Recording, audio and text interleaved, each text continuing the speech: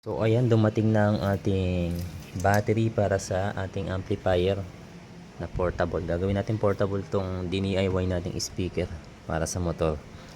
12 volts, 12 ampere. Ito ang i-connect natin para gumana itong amplifier natin.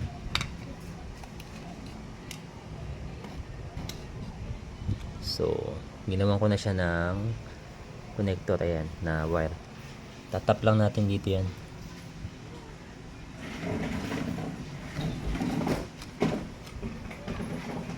So ayan, nakatap na siya. So, try na natin siyang ibuksan.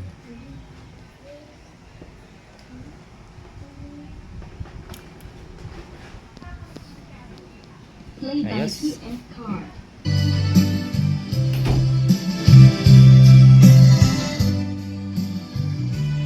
Ayos.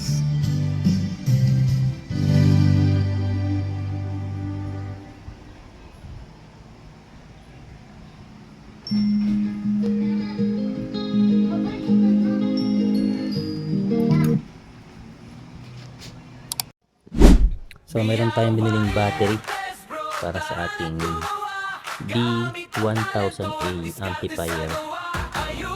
Meron tayong subwoofer. Ito to 8 inches saka 12 inches labas. Binila na rin natin na capacitor ng ating sub na dalawa. Yan. Ang binili natin dito is 33 UF. 33 UF yan, 100 volts. Doon naman sa ating tweeter ay 2.2 UF, 100 volts. Kakabit natin ngayon dito. So itong capacitor na to ay kahit magkabaligtaran ka, hindi okay lang siya kasi non-polarity siya. Kahit baligtad yan, sa positive mo okay lang.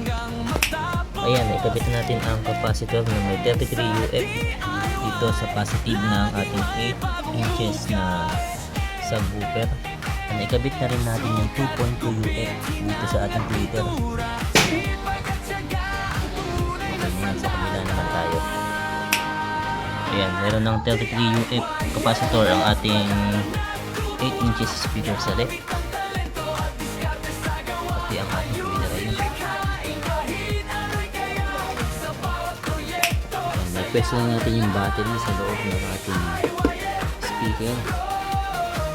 Kailangan natin itong salpak ulit.